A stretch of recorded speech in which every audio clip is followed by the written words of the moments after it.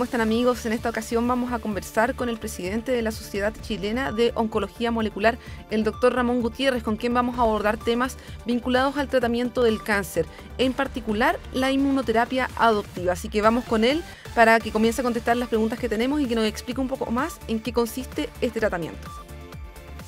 Primero queremos partir preguntándole por qué es la inmunoterapia adoptiva y cuáles son los distintos caminos que se pueden adoptar en torno a la enfermedad del cáncer. Sí, la verdad es que esa es la gran inquietud que tiene un paciente cuando recibe un diagnóstico de cáncer. ¿Cuál es el camino que tengo que recorrer? Hay un camino que ya está bastante consensuado, que tiene que ver con las guías que elabora el MinSal en el tratamiento de los distintos tipos de cáncer. Ahí está incluida la cirugía, está incluida la quimioterapia y está incluida la radioterapia, que se conocen como terapias convencionales. Son en verdad la puerta de entrada de todo paciente al tratamiento oncológico. Sin embargo, hoy día, dependiendo del tipo de cáncer, eso puede ser no más que el 15 a 20% de las opciones terapéuticas. Hay mucho más que queda después de eso. ¿Cuándo se ocupa? Supongamos que a un paciente le fue bien con la cirugía, con la quimio o con la radio, que fue dado, entre comillas, de alta, ya no tiene tumor evaluable en su cuerpo. Ese paciente todavía sigue expuesto a lo que se llama la enfermedad mínima residual. Pequeñas células que van a estar presentes en su cuerpo y que están escondidas y que fueron resistentes al tratamiento que el paciente recibió, como ocurre con los antibióticos, que muchas veces un paciente recibe tratamiento antibiótico, pero la bacteria sigue presente, se hace resistente y hay que cambiar el esquema antibiótico. Acá ocurre algo parecido con el tratamiento oncológico. Ese paciente debe recibir algo más si es que quiere tener una mayor probabilidad de que su cáncer no vuelva, no reaparezca.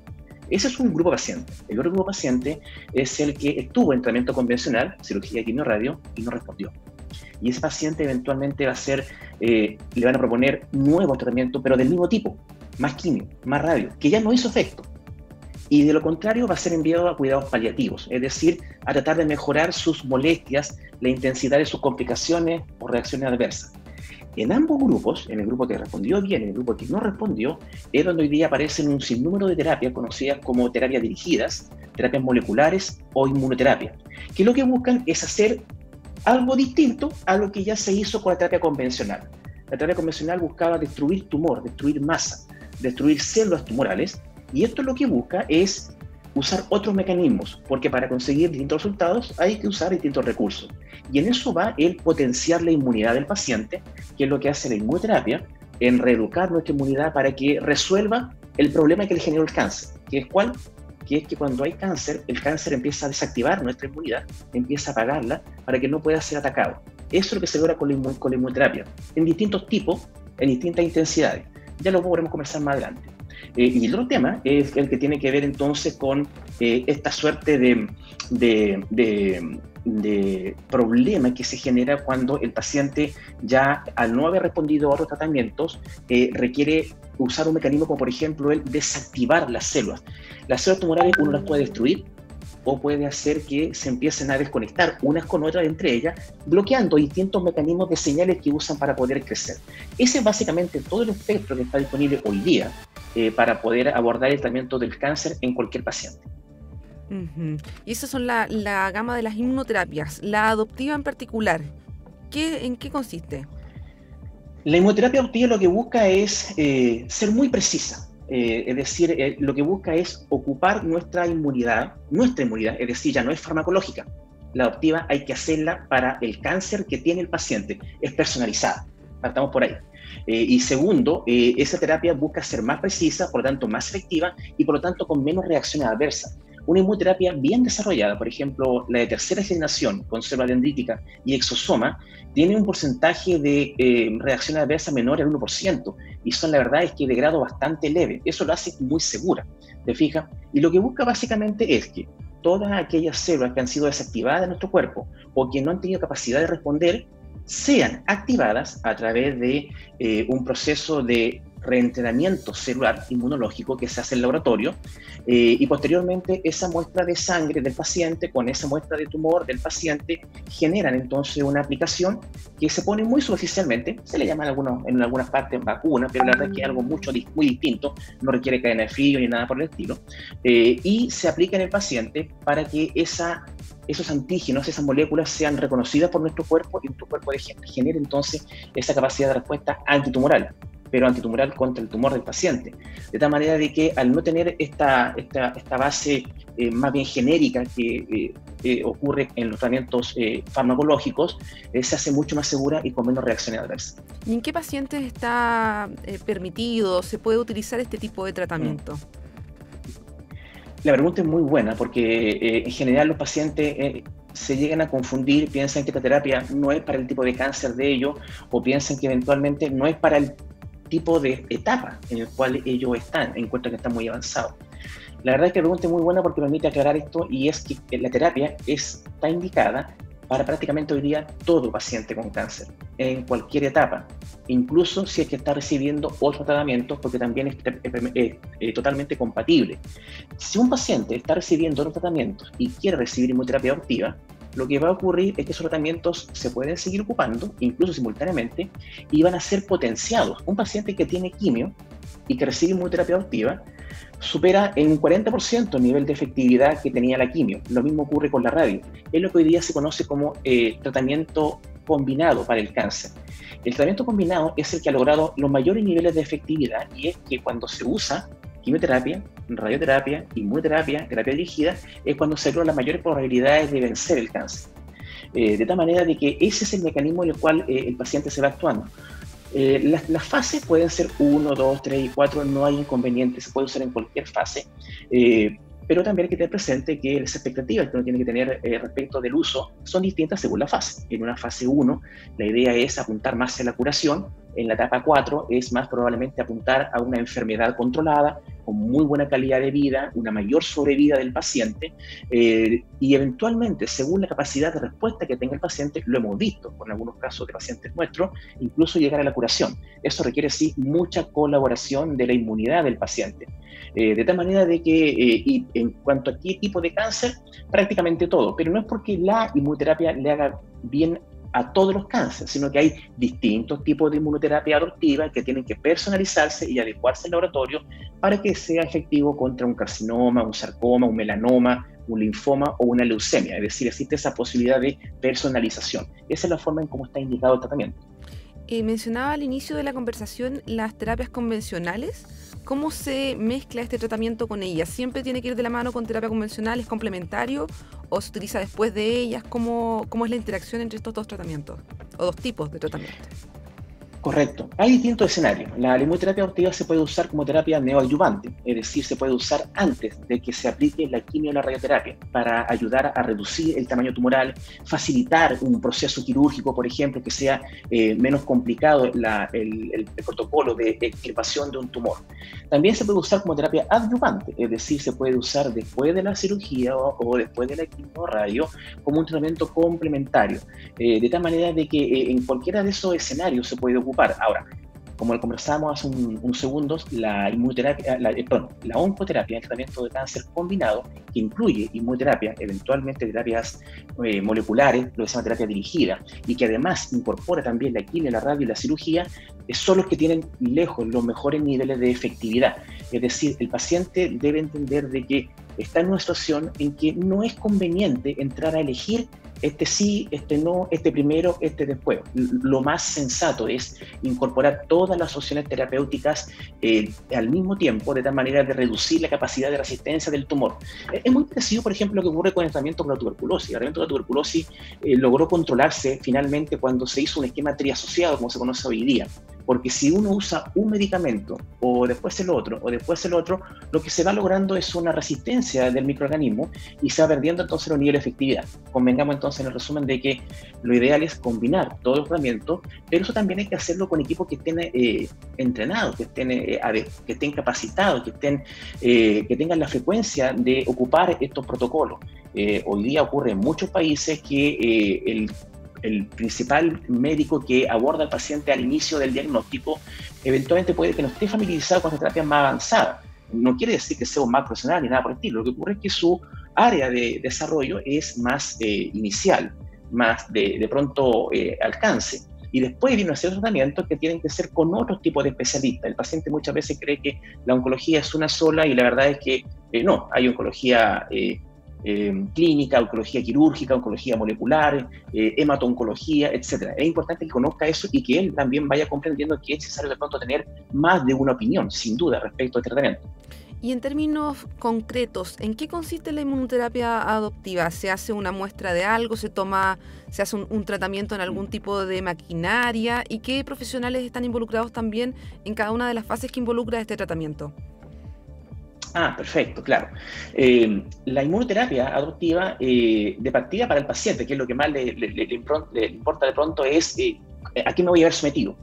Se puede ver sometido tranquilamente a un tratamiento en su casa, en su domicilio, con aplicaciones semanales a nivel de la piel, en la capa superficial, como quien se hace de pronto un test de alergia, algo muy leve, sin complicaciones, no es endovenoso. Hay distintos tipos de inmunoterapia, estamos hablando de inmunoterapia adoptiva. Esa es de esa manera tranquila, segura, sin complicación. ¿Hay un tipo de tratamiento de inmunoterapia? ¿Es la aplicación de algún producto en la piel? ¿Es la extracción de algún tejido? ¿Cómo es específicamente? Perfecto. En ese caso, lo que se hace con la inmunoterapia adoptiva es, el paciente fue diagnosticado de cáncer, es decir, eso se hizo a partir de una biopsia. Esa biopsia, el paciente a veces no lo sabe, pero está guardada en el laboratorio que le hizo el diagnóstico. Debe quedar ahí por mucho tiempo, al menos por 5 o 10 años, y la verdad es que muchas veces está por 30 o 40 años. Yo, además de oncólogo molecular, soy patólogo, y en nuestro laboratorio, que llevamos 20 años, nunca hemos eliminado una muestra de biopsia del paciente. El paciente entonces es asesorado por el grupo de profesionales, se emite una carta, retira esa biopsia y esa biopsia se ocupa en el laboratorio junto con una muestra de su sangre. Lo que ocurre es que de la sangre se obtiene un tipo de célula en particular, una mononuclear muy primitiva, que se va madurando en laboratorio y cuando ya está madura es educada con moléculas que han sido extraídas de la biopsia del tumor del paciente. De ahí en adelante se logra una célula que conoce el tumor y que es capaz de atacarlo. Esa célula es la que se incorpora en la piel del paciente, la que transmite información a los ganglios, axila, región inguinal, por ejemplo, y en esos ganglios esa célula empieza a amplificar esa señal molecular y empieza a generar miles de células que tienen la misma capacidad destructiva o citotóxica. Similar a lo que hace la quimioterapia también es citotóxica, pero aquí se hace a través de células que forman parte del cuerpo, de la inmunidad del paciente, y de ahí entonces en adelante estas células comienzan a atacar el tumor, lo empiezan a inflamar, razón por la cual en las primeras semanas puede que las lesiones tumorales que el paciente tiene comiencen a aumentar un poquito de tamaño y posteriormente comienza entonces a reducir la masa tumoral cuando ya empiezan a destruir estas células. De esa manera, lo cual ha ocurrido en forma domiciliaria, semana a semana, a lo largo de un par de meses, es que el paciente va recibiendo este tratamiento. Perfecto. Y doctor, ¿qué profesionales se ven involucrados en toda esta cadena de procedimientos? Es un equipo multidisciplinario, es un equipo que debe estar concentrado solamente para esta terapia. Nosotros muchos hemos tenido que dejar de lado nuestras tareas académicas que desarrollábamos antes y otro tipo de actividades y hemos debido concentrar solamente en esto. Habemos oncólogo radioterapeuta, oncólogo molecular, patólogos, tecnólogos médicos, bioquímicos moleculares, enfermeros, kinesiólogos y paramédicos. Todo eso conforma un equipo de más de 30 personas, así como también el equipo de admisión que va orientando, educando al paciente para perfilar muy bien su proceso de postulación y de admisión a la terapia, de tal manera de que es un equipo de más de 30 personas que estamos cada día trabajando en beneficio del paciente. ¿Y qué tan avanzado está en Chile? ¿Estamos listos para hacer esta terapia por completo? ¿Llegó hace poco, hace mucho? ¿Cómo ha sido ese proceso también de adopción de la técnica en el país? Es una muy buena pregunta. ¿Cómo estamos en Chile? Podemos estar prácticamente muy a los inicios o podemos estar muy avanzados. ¿Por qué esa bipolaridad? Porque la verdad es que cuando un paciente busca un tratamiento como este, lo más probable es que se encuentre con que no está disponible en ningún lado. Eso va a ocurrir probablemente si lo busca en la red pública de salud o en protocolos GES, que convengamos de que son protocolos que están apuntando a alcanzar la mayor cantidad de población con un nivel de costo que sea razonablemente bajo para poder abarcar a toda la población. Prácticamente ningún país del mundo la inmunoterapia, la terapia molecular avanzada o dirigida está incorporada en planes de salud pública por el momento. Esperamos de que ocurra así en el futuro. Pero si el paciente sale de esa esfera y incorpora un poco de autogestión, es decir, de incorporar información, encontrar centros, se encuentra con que hay, desde el punto de vista farmacológico, un sinnúmero de tratamientos que pueden ser traídos al país. Hay farmacias especializadas que trabajan en ello, y también que hay centros que aquí en el país hoy día pueden desarrollar prácticamente cualquier tipo de inmunoterapia de las que estén disponibles en otros países del mundo. De tal manera que lo que se requiere básicamente eso, se requiere una capacidad de educación del paciente, una capacidad de conocimiento, de confianza, de darse cuenta de que tiene centros que son tremendamente capacitados. Nosotros hemos pasado por procesos de certificación y de validación en cuanto a nuestra investigación a través de Corfo, a través de UODEC, con universidades del país, demostrando cuál es el punto de validación de los procesos que hemos alcanzado para darle la tranquilidad al paciente de que el tratamiento que está recibiendo efectivamente hace lo que él espera que quiere recibir en su tratamiento. De tal manera de que sí, están los tratamientos hoy día disponibles en el país, no están todavía al alcance de todos los pacientes porque es una plataforma de profesionales y de infraestructura que no tienen las décadas que lleva de desarrollo la quimioterapia y la radioterapia, pero evidentemente esto debe ir mejorando con el tiempo en la medida en que los pacientes lo vayan solicitando y en la medida en que los profesionales de la salud vayamos invirtiendo en educación para poder conocer estos avances y no obligar a otros pacientes que vayan a otros países a requerir esta terapia. Y doctor, usted es presidente de la Sociedad Chilena de Oncología Molecular. Desde esa organización, ¿qué orientación dan a los pacientes que tienen cáncer, que están afrontando ese diagnóstico, que están observando sus posibilidades y también planificando los pasos a tomar en el futuro? Sí, la verdad es que desde la Sociedad Chilena de Oncología Molecular buscamos ser una especie de luz para los pacientes que requieran información. Lo importante son básicamente tres cosas. Primero, el paciente debe comprender que se requiere autogestión. Eventualmente hay mucha información que hoy día él necesita y que no va a estar disponible eventualmente en los centros o en los profesionales que él se va a encontrar en una primera etapa. Él debe investigar, él debe buscar, debe consultar. En Internet está prácticamente todo disponible hoy día. Autogestión, capacidad de educación. Segundo, previsión. Nosotros, fíjate, Francesca, que eventualmente en nuestra vida somos capaces de pagar seguros de todo tipo, seguros del vehículo, somos capaces de invertir mensualmente en celulares, es decir, es una vida de gastos. Hoy día, y cuando llegamos nosotros a la época en que aumenta el riesgo de cáncer sobre los 50 años, nos encontramos con que no hemos previsto que nosotros efectivamente íbamos a caer en la posibilidad de tener cáncer. Hoy día 1 de cada 3 adultos va a tener cáncer en su vida. Ayer tenía una entrevista por un cáncer de mama. 1 de cada 8 mujeres puede desarrollar algún tipo de cáncer de mama en su vida. De tal manera de que no se toma conciencia de eso. Y si uno es capaz de asegurar una casa, un vehículo, etcétera, debe tener seguros, y hoy día lo más recomendado son esos seguros de indemnización contra diagnóstico. ¿Por qué? Porque esos seguros funcionan cuando el paciente tiene el diagnóstico y él va y con ese diagnóstico de biopsia recibe el pago de esa póliza y él puede en forma absolutamente libre decidir con qué profesional, con qué terapia, cuándo y cómo yo me trato. El paciente debe en su tratamiento oncológico tener algún margen de autodeterminación, de ser capaz de decidir por su propia responsabilidad y no estar siempre expuesto a redes cerradas que le dicen qué tipo de tratamiento, en qué clínica tiene que recibirlo o si no se queda sin cobertura. Son seguros bastante bajos y como todos los seguros, como aprendí una vez, se toman no cuando hay dinero necesariamente, sino que cuando hay salud, cuando tú tienes el perfil para poder postular a ese seguro. Y lo más importante, el tercer punto, es que el paciente entienda de que no hay tiempo que perder. De alguna manera se ha ido normalizando el hecho de que un paciente con cáncer no tiene tratamiento para mañana. Hay que esperar unas semanas para un examen, hay que esperar un par de meses para una cirugía, cuando de pronto uno ve incluso en televisión que algunas personalidades tienen a un familiar, un hijo con un tumor y en una semana ya hubo exámenes, hubo cirugía y ya está programada la radioterapia, en menos de 5 días. Entonces, ¿por qué esa diferencia? Y es porque efectivamente la realidad es que no hay tiempo que perder. Mientras más tiempo pase hasta que el paciente reciba un tratamiento, mayor es el porcentaje de reacciones adversas, mayor el porcentaje de complicaciones, menos es la posibilidad de que se produzca alguna curación y por lo tanto ese tiempo es el que hay que acortar, no hay que normalizar.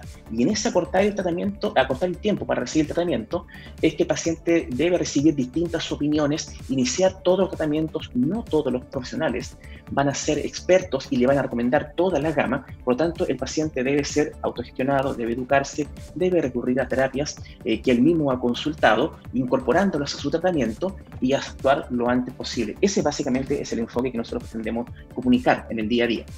Bueno, doctor, muchas gracias por sus orientaciones y también por su tiempo en contestar estas preguntas. Ojalá estemos en contacto en el futuro. Un gusto, Francesca, que tenga un muy buen día. Un gusto.